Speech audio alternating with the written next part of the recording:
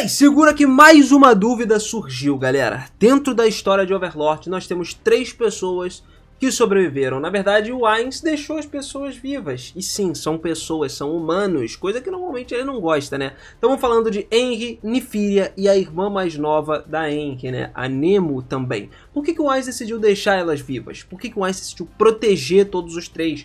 Principalmente a irmã mais nova da Enri, que literalmente não serviria para nada.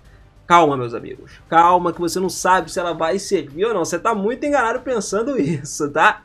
Olha, a Nemo pode servir muito mais do que você imagina. Então, pra gente imaginar o porquê que o Ainz deixou eles vivos, a coisa tem que ser boa. Inclusive, eles foram denominados os mais importantes, as pessoas, os humanos mais importantes dentro de Nazarick, tá? Ninguém toca nesses humanos aí. Então, bora dar uma olhada mais de perto no porquê que isso tudo aconteceu. Vamos lá.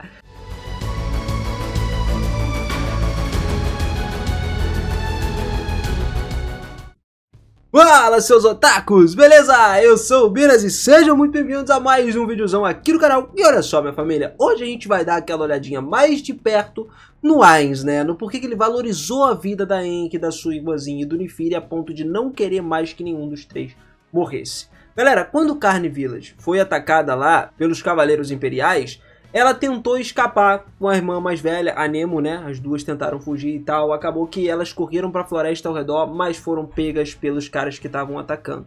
Só que antes que elas fossem mortas, né?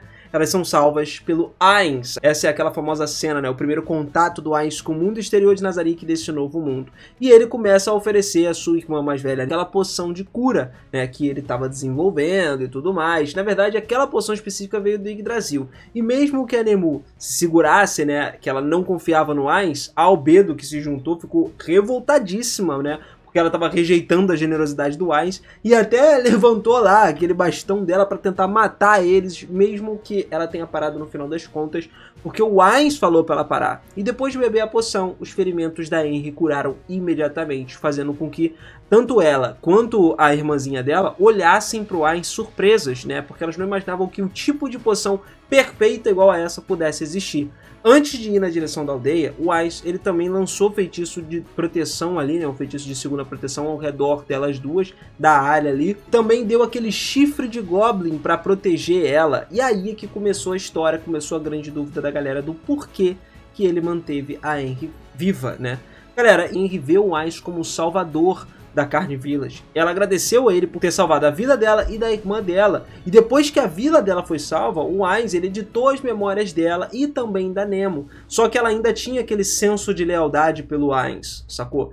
Mesmo que ele tenha editado as memórias das duas, porque assim, algumas coisas trágicas tinham acontecido. Então, essas ações eram um motivo de lealdade geral dele ter feito isso daí. Quando a vila foi reconstruída agora, a própria Enri quis agradecer o Ainz adequadamente, se tivesse a chance de encontrar ele novamente. E a Nemo também. E continuou assim, né, tranquilo. Ela sempre andando aí com aquele chifre, tá ligado, dela, sem problema nenhum. E mesmo que ela não confiasse no início no Ainz, ela passou a confiar depois, porque qualquer coisa podia acontecer, cara. Ela não sabia se ela soprasse aqueles chips, o que aconteceria, entendeu? E acontece que ela se tornou a chefe, liderou ali a vila, defendendo ela com o seu recém-convocado exército de goblins, que depois ela convocou por conta daquele chifre, né? Mesmo depois da notícia de que o Ainz era um morto-vivo e se tornou ali de conhecimento público e tal, a opinião dela sobre o Ainz não mudou absolutamente nada, ela permaneceu leal a ele. À medida que ela se envolvia com ele mais e mais, ela se tornou mais consciente de que o Ainz, na verdade, estava se escondendo atrás de uma persona, né? Que aquilo ali era uma persona que tinha ansiedades semelhantes sobre liderar os outros ali, né? A libertação do mundo e tal, enfim, essas coisas todas. Ela achava que o Ainz era uma pessoa boa e de fato ele é.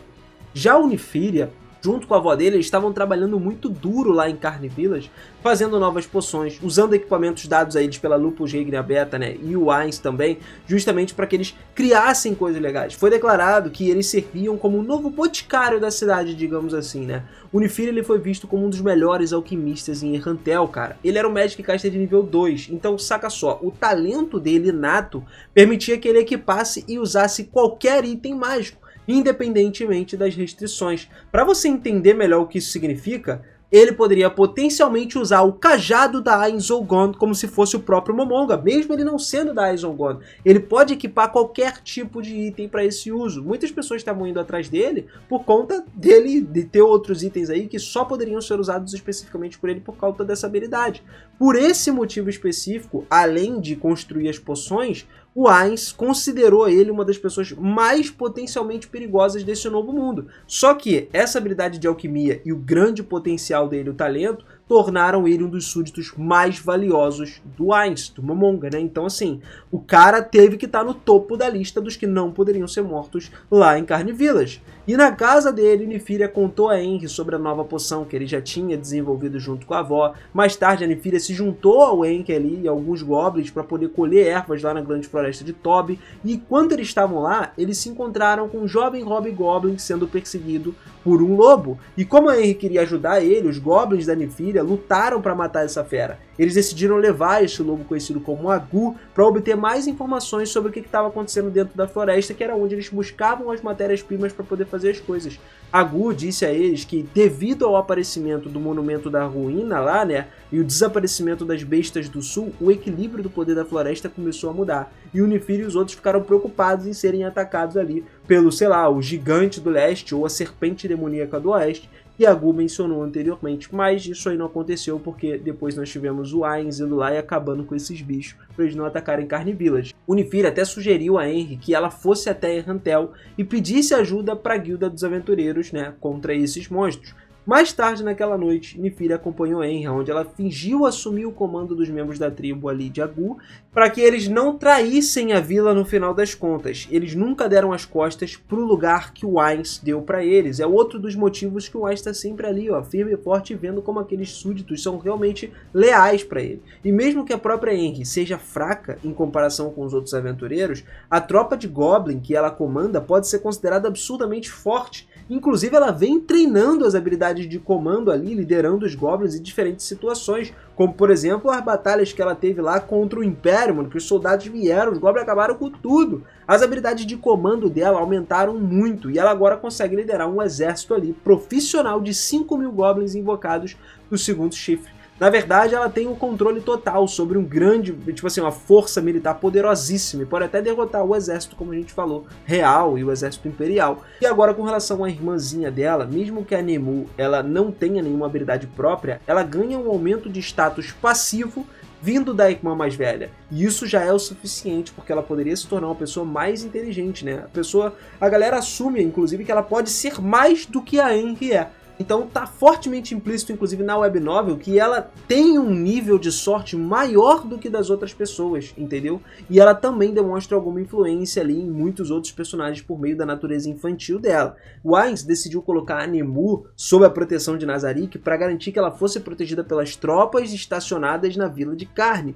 Em caso de algum ataque e tal, retirar ela primeiro. Ela é a prioridade principal, entendeu? E isso não era algo garantido, já que durante o ataque lá da vila, ficou claro que ele não estava interessado na aldeia ou nos habitantes da aldeia, e que ele não estava nem aí, não se importava se viviam ou morriam. A principal preocupação era garantir a segurança de Henry, Nefíria e a Nemu, porque eles eram cruciais, principalmente Henry e Nefíria, para a produção aí, né, das poções da aldeia.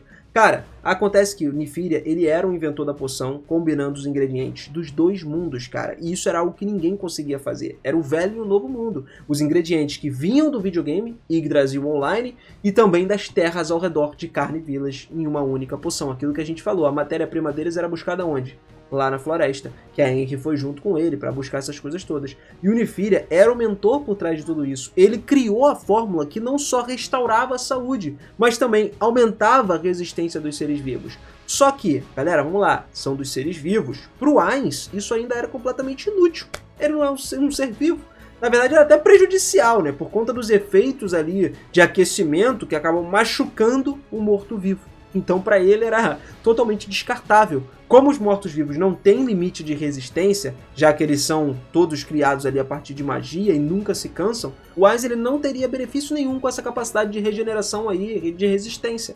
A Henry, por outro lado, era importante não só por tudo que ela fez e tal, mas pensa no seguinte, Unifíria gostava dela. Ela não só era líder da vila, mas antes de tudo teria que ser esposa do Unifíria. Porque a morte dela faria com que o Unifíria mergulhasse num vazio emocional muito grande. Como resultado, ele não conseguiria trabalhar, que é a verdadeira razão por qual Nazarick estava interessado em manter ele vivo. E a Henry é essa, porque se ela morresse, acabou tudo. Eles iam perder poção, iam perder Unifíria. A irmã também, né, a Nemu, não ia ganhar o que tinha que ganhar de desenvolvimento. E galera, a Nemu ela só ganhou a proteção do Ainz lá no volume 8, quando Henry e Unifíria visitaram a grande tumba de Nazarick juntos. Eles foram lá para ter um jantar, enfim, comemorar algumas outras coisas da vila, né, desenvolvimento da vila de carne. E acabou que nessa visita, a irmã mais nova da Henry, ela estava extremamente animada, cheia de entusiasmo, aquele negócio de criança mesmo, né, pela grande tumba de Nazarick ali. Para uma criança que só conhecia a vila dela, com algumas casas de pedra, madeira, para ela foi aquele baque, logicamente positivo, né, ver os corredores tão magníficos, requintados, gigantescos, como o caso da Sala do Trono de Nazarick.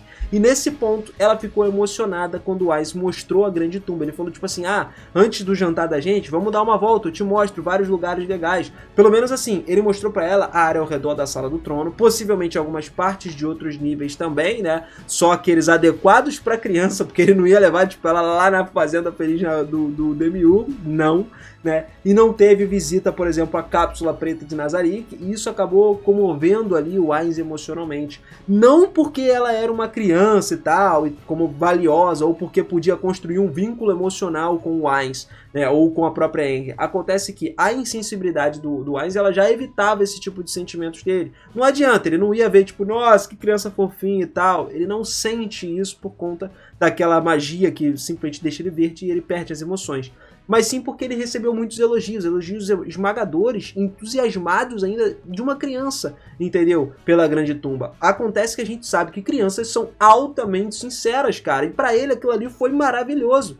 Pro Ainz, esse entusiasmo era um elogio a todos os amigos dele no passado que trabalharam para transformar aquele lugar no que ele era hoje, entendeu? Que foi tão apreciado por uma criança. E essa conexão acabou fazendo com que ele ficasse emocionalmente tocado, né? Porque ele já lembrou dos amigos e ele ficou tocado o suficiente para colocar a Nemu na lista de pessoas mais importantes de Carne Village. Esse aí foi tipo o ápice pra ele. Essa decisão pode salvar a vida dela novamente no futuro. Imagina, sei lá, o próximo volume aí, Nazarick realmente ataca a teocracia para matar os membros sobreviventes da Escritura da Luz do Sol. Acaba que eles podem retornar pra Vila Carne Village lá pra tomar vingança, né, e encontrar a Nemu ali. Só que antes que eles possam se vingar dela, a Lupus Regnia pode vir pra ajudar ela, como já aconteceu dela ajudar a Unifíria e também ajudar a Henry. Ela iria acabar com tudo, porque Nazarick tem essas três pessoas como as pessoas mais importantes da humanidade dentro de Nazarick.